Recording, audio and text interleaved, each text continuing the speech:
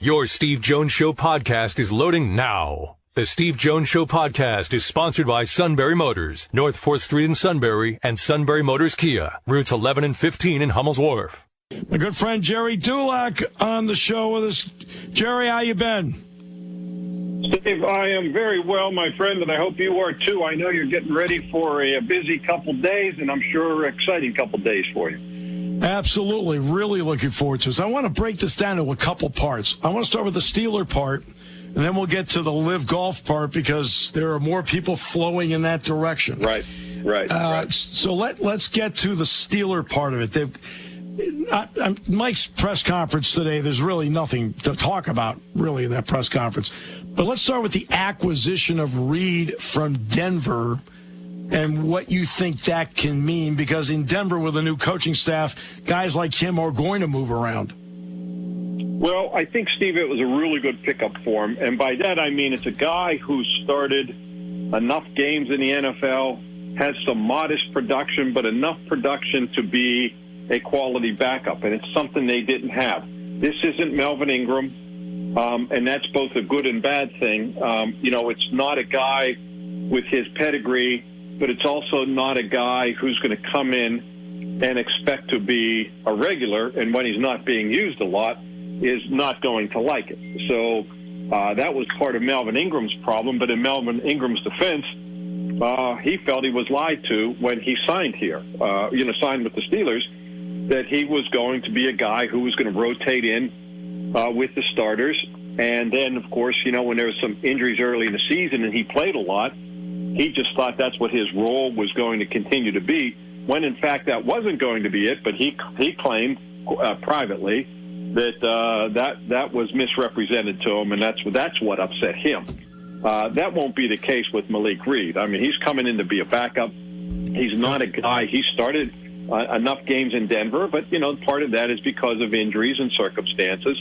But he has that experience that they just don't have, at the most important position on the defense behind their two starters. And so I thought it was a really good pickup for him. They didn't give up a lot. They swapped 6th and 7th round picks next year to get him. So I thought, considering the importance of that position, that was a move they had to make. They had to bring in a guy like that. And to me, it's like the exact type of player they need to acquire as a backup who doesn't cost them a whole lot. And they also decided not to make a move with Mason Rudolph, a lot like the Niners decided not to make a move with Jimmy Garoppolo. What's your thought on that? As for the 49ers, and I know you're not asking me about them, I get that one because, you're putting in Trey Lance, who we've heard Joe Montana and Steve Young say is not ready to play. And so, but they have to play him after what they gave up to move up to get him. And it's going to be the same thing with Kenny Pickett at some point in time, Steve. When you draft a quarterback number one in today's NFL, at some point in time, whenever that is, he's going to be the starter no matter who the guy is in front of him. And so, that's how Mitch Trubisky ended up here, because the Bears drafted Justin Fields, and after 4 years with the Bears and after being a number one pick, they let Mitch Trubisky go. He signed 1 year with the Bills, and now, of course, he ends up here. I think it's a good move by the Steelers because I think they learned their lesson in 2019, Steve. They traded Josh Dobbs, their number 3 quarterback, to Jacksonville for a 5th-round pick. Jacksonville had injuries at quarterback. They desperately needed a quarterback, and so the Steelers were able to get a 5th-rounder for Josh Dobbs, and they traded him. Well, a couple weeks later, Ben Roethlisberger gets injured in week 2 for the season, and they end up with an unproven Mason Rudolph, who had never taken a snap in an NFL game, and a tryout quarterback, Duck Hodges. And because of that, they then had to trade a number 1 pick to make a future number 1 pick to get Minkah Fitzpatrick to solidify their defense, because they knew they were going to struggle offensively with those 2 quarterbacks. They don't want to make that same mistake again. While Kenny Pickett is ahead of where they thought he would be and has looked good in the preseason, and I will note it's the preseason, I don't think they want to get caught in that position again. And so, Mason Rudolph gives them that that solidity they're looking for at that position with three guys. And, he has one more year on his contract. He'll move on after this year. Does Mason Rudolph like being demoted to number 3? If, in fact, that's where he ends up, we'll find out during the week, with practice reps and then how they dress him in a game. Probably not. But, as of right now, unless they get some ridiculous offer for Mason Rudolph, which I doubt they will, they do not plan to trade him at all. All right, so when you looked at them play, and it's just preseason games, but at least it's something to judge from, what did you think of the three? I'm sorry, Steve, of the what? I said, what did you think of the three? Even though it's just preseason games, what did you think of it? What'd you think?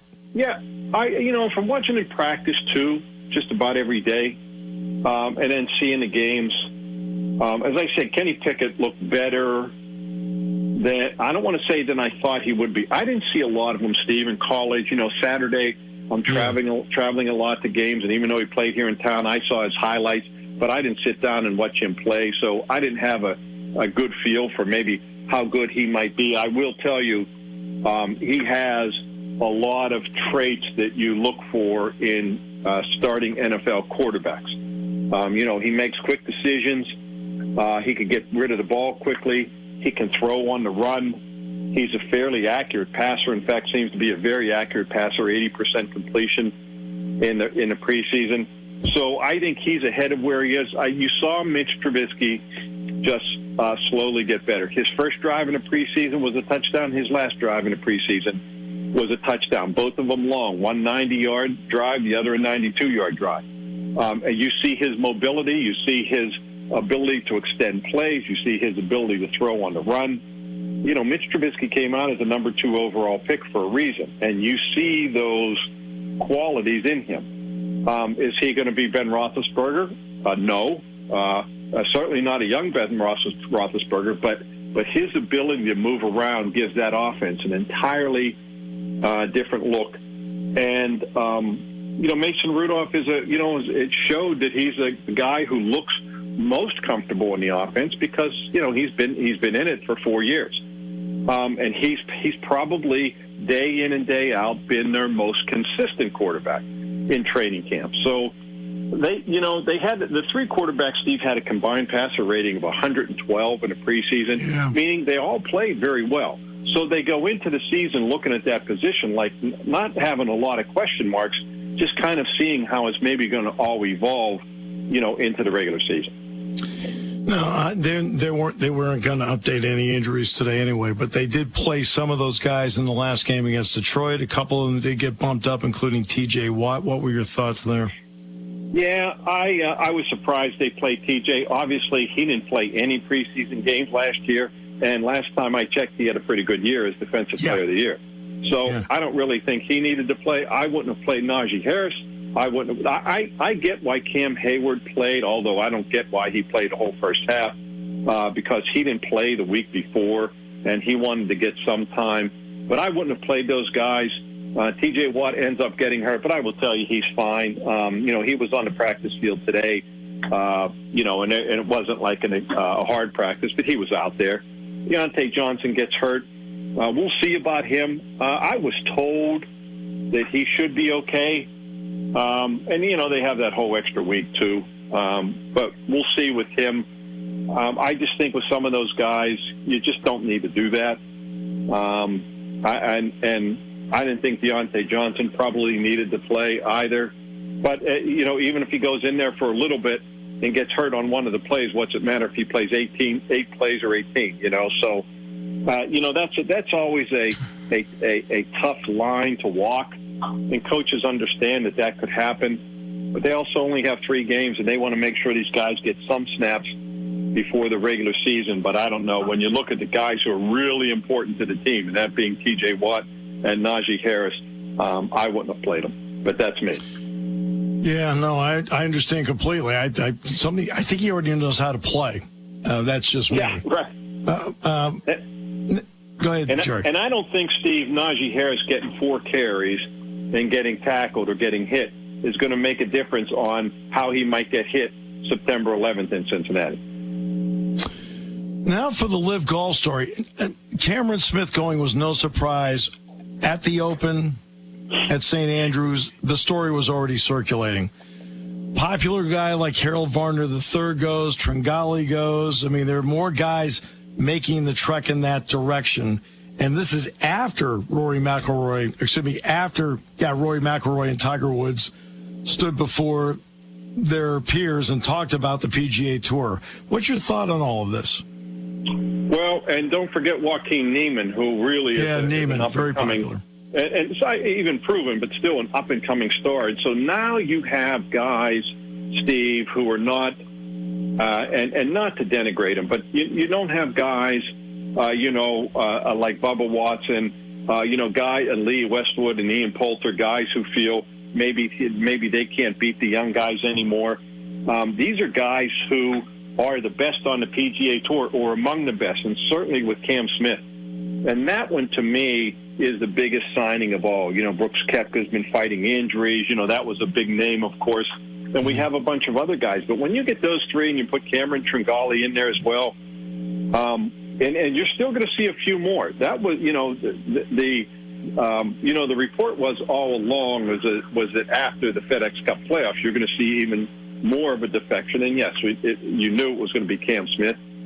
But that one, I don't want to say it really hurts the PGA Tour, but you add that one with those other guys, and now you started to peck away at some of the young talent on the PGA Tour. And yeah, they still have their stars, but when you look at Dustin Johnson and when you look at Bryson DeChambeau, and now you have Cam Smith and throw the other guys in there, and even a Joaquin Neiman.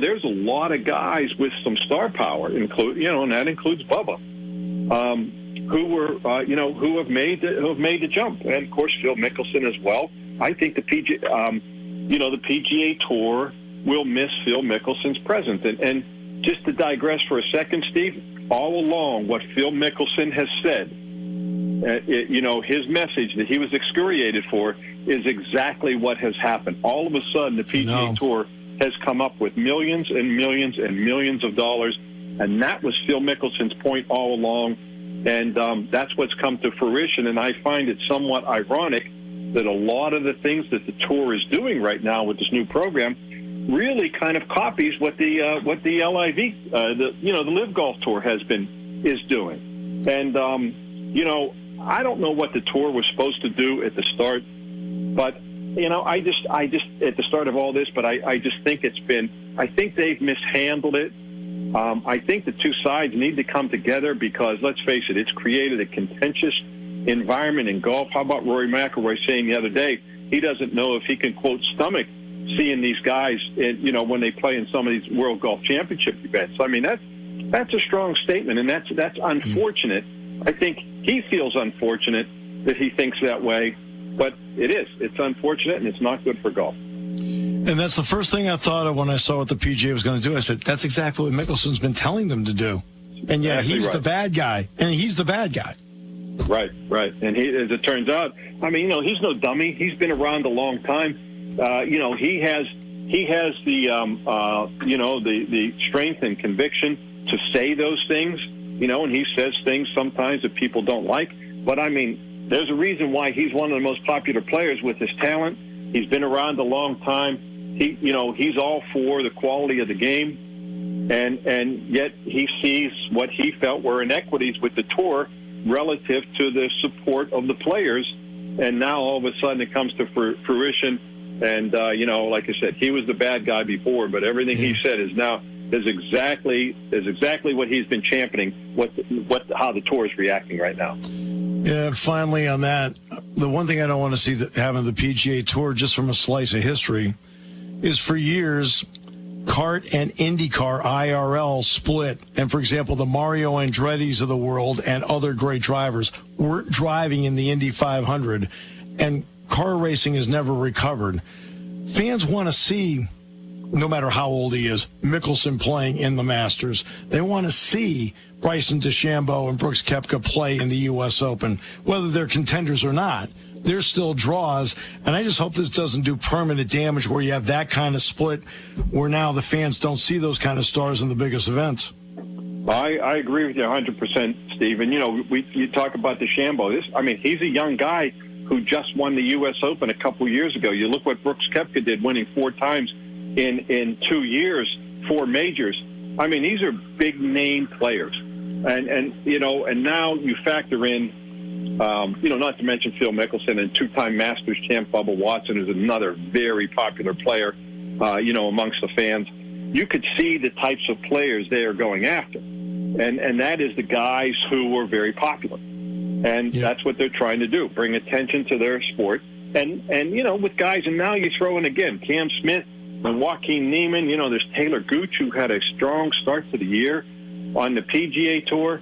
So you're getting a lot of guys now who were top 100 players, if not top 50 players. And it's just not a good thing for golf. There's no question about it. I'm still curious to see how the majors are going to treat it. They pay lip service to it right now, but I think when push comes to shove, I really don't think they're going to deny these guys the opportunity to play in a U.S. Open or Masters or British Open. That's what they say, but we'll see what happens when the time comes. My friend, always a pleasure. Any moment I get to spend with you, I really enjoy it. Thank you so much. Well, Steve, you are welcome. I'm looking forward to Thursday night and seeing what Penn State has. Same here. Jack and I feel the same way. Let's see what's in the tank. Absolutely. Give my best to Hammer. I'll talk to you soon.